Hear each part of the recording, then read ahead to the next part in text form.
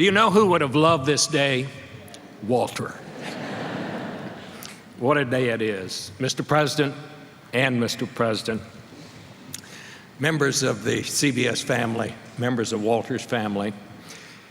The other day, Walter's grandson, who is a proud member of the CBS Washington Bureau now, working this summer as an intern, came into my office and he asked me, what was it like when my grandfather was here? And I tried to tell him, and the first thing I told him was, it was fun. We all wanted to be there. His grandfather's enthusiasm captured us all. Walter Cronkite was the most curious man I have ever met. He always wanted to know everything about everything, and he wanted to know it before everyone else knew it. And that was the spirit that settled onto the Washington Bureau and to CBS News. There was a downside to this. Many of these questions that Walter would ask, and he would ask the questions, that's why he was such a great editor. He could always come up with these questions that nobody else would think to ask. Unfortunately, as Sandy Sokolow and John Lane and some of the people who were around the rim in those days with Walter would tell you, he always managed to ask these questions about 6:20. About 10 minutes before the news was ready to go on the air, and we were all trying to get our pieces together, and then we'd get one of these questions. We came to call them WWs, Walter wants to know. Between 6:10 and 6:30, here are some of the questions that Walter actually asked. How much oil is there in the world?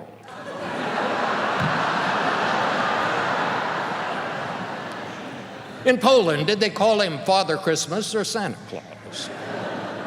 And then my all-time personal favorite, how long is Greenland? You ever think about that? Must admit, I never had.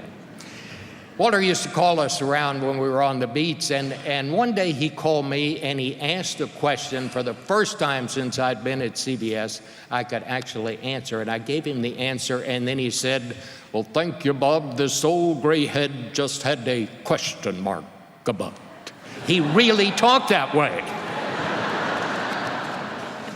I tell you that because Walter Cronkite off camera was exactly like Walter Cronkite on camera. How many times have we seen people on television or we've seen them in the movies and we thought they were one way and they turned out to be another way? Not Walter. Walter was exactly the way we all saw him on television. As someone said, Walter Cronkite was the way we wanted him to be. He loved news, he loved journalism, he loved to talk about it. And that was the infectious part. That is what set the spirit for CBS News. I never saw Walter Cronkite be rude to a stranger. And it was not just courtesy. Walter liked to talk about the news, and if somebody came up to him and wanted to talk about it with him, he wanted to talk to them. But if there was one thing he liked more than talking about the news to just someone who would approach him, it was talking about the news over a drink. He loved to get together with his friends and talk about the tall tales of journalism. I shall never forget one night at a book party here in New York, and I was standing over in a group and I was talking to Peter Jennings and Dan Rather and Tom Brokaw, and we were having a big time, and I thought it would be a great picture if I could get Walter over there with all of them, all of the anchors of the day, and get their picture together.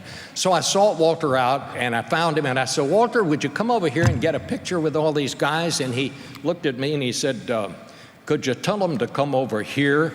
I'm trying to get a drink, and I don't want to lose my place at the bar.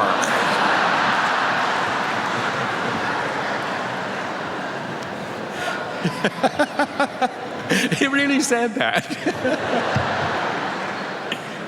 If Walter loved anything more than talking about the news, it was getting a news scoop, especially if it was his scoop. I will never forget, in 1976, there were two big stories that year. There was the presidential campaign, President Ford against Jimmy Carter, and there was this new flu vaccine.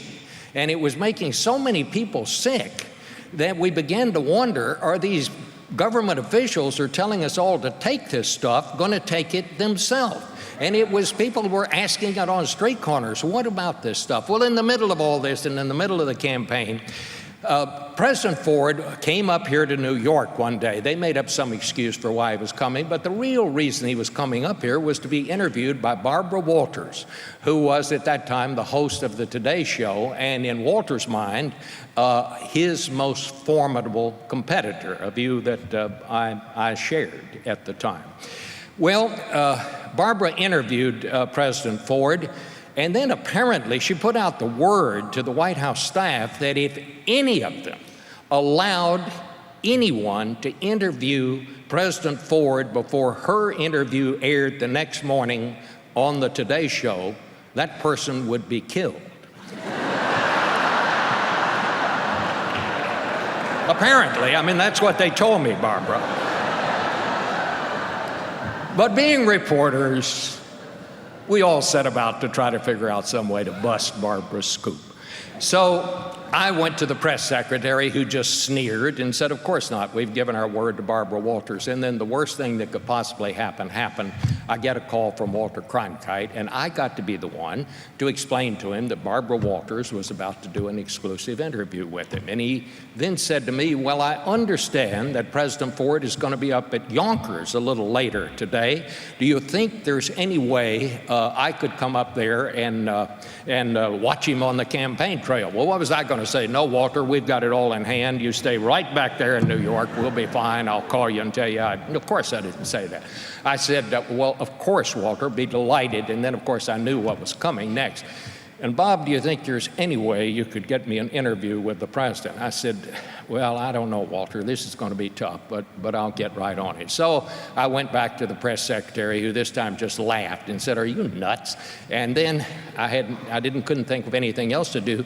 So I went to the president's 32-year-old chief of staff. I called him Dick in those days. I would later call him Mr. Vice President, Dick Cheney. And I said, Dick, I'm in a real bind up here. I said, you know, Walter Cronkite's coming out, and he wants to interview the president. He said, Bob, there's absolutely no chance whatsoever.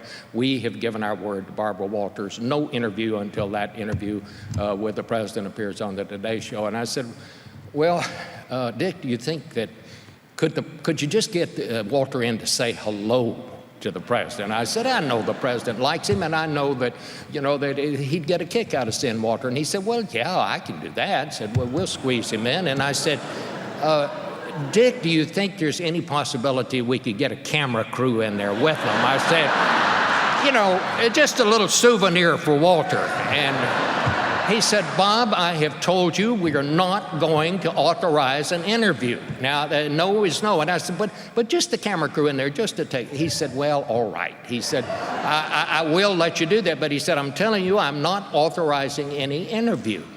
So at the appointed time, we showed up at the back door, and they sneaked the camera crew and Walter in there.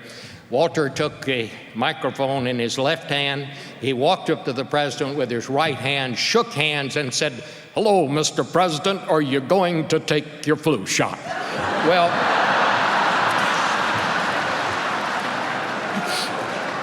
President Ford just sort of stifled a laugh, and he said, yes, Walter, I am. He said, I really think it's up to those of us in government to set a good example. I am going to take a flu shot. Well, by this time, the White House staff was trying to wrestle the crew to the ground. We were hustled out of there. President Ford just laughed. We got out of there. But that night, the CBS Evening News began with these words, good evening, President Ford told me in an exclusive interview on the campaign trail tonight.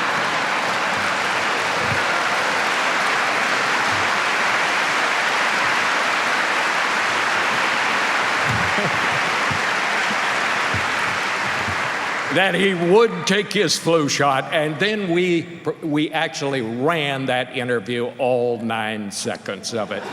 My friends, Walter Cronkite loved the news, and we loved Walter Cronkite for it. What a man.